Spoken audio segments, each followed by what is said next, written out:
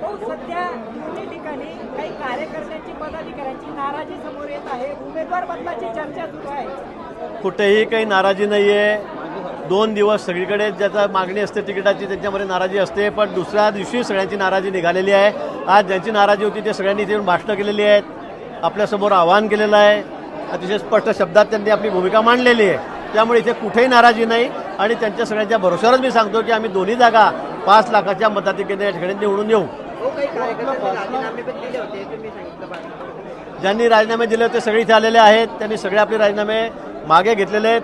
आम्ही ते स्वीकारलेले नाहीत आणि सगळेजण तुम्हाला मी नावानिशी सांगेल, आपण बघत असाल मगापासून ज्यांनी राजीनामे दिले ते सगळे कार्यकर्ते पदाधिकारी या ठिकाणी आलेले आहेत. क्षणिक हा राग असतो, क्षणिक काही ठिकाणी त्या गोष्टी रागाच्या भरात होत असतात, पण आमचा पक्ष हा खरं म्हणजे आपल्याला सांगण्याची गरज नाही, हा संघटनेला महत्त्व देणारा पक्ष आहे.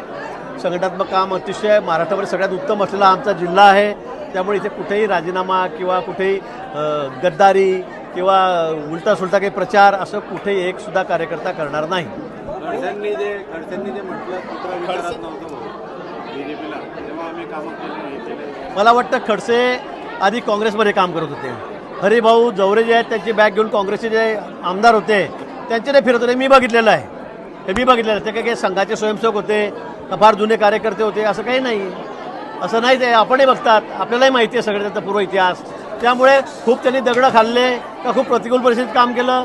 ते पक्षामध्ये आले, त्यांना विधानसभेचं तिकीट मिळालं 90मध्ये, मी साक्षीदार आहे त्या गोष्टीचा, आणि ते निवडून आले. काय केलं नंतर 95मध्ये सरकार आलं, त्यांना चांगले चांगले खाते मिळालेत. त्यांना इरिगेशनसारखं खातं द्या मिळालं, फायनान्ससारखं खातं द्यावेळेला मिळालं, एक्साईजसारखं खातं मिळालं. सगळ्यात जास्त खाते त्यांनाच मिळालेत. आणि त्यांनी कोणत्या प्रतिकूल परिस्थितीमध्ये काम केलेलं आहे, कोणताचा वाईट काळ पक्षाचा बघितलेला आहे. आणि ते आता म्हणतात की ज्यावेळेला कुत्रं विचारत नव्हतं पक्षाला, अहो तुम्ही आले त्यावेळेला तुम्ही पहिल्यांदा निवडून आले पक्षात प्रवेश घेतल्याबरोबर 8 दिवसामध्ये, हे आपण विसरू नका. हे लोकांना माहीत आहे. आणि 7-7 वेळा निवडून आल्यावर, एकदा 6 वेळा निवडून आल्यावर एकदा तर तुम्ही पडलात तर लगेच पक्षाच्या विरोधामध्ये पक्ष सोडतात.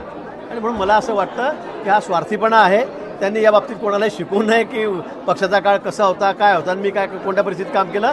अनेक कार्यकर्ते आहेत जुने की ज्यांनी अतिशय प्रतिकूल परिस्थितीमध्ये त्या ठिकाणी काम केलेलं आहे, प्रतिकूल परिस्थितीमध्ये या पक्षामध्ये काम केलेलं आहे. त्यांनी बोलत आम्ही ऐकू, पण जे अगदी सगळे काळूवरचं लोणी आणि मलाई खायला झालेत ते आम्हाला शिकवणार आहेत का?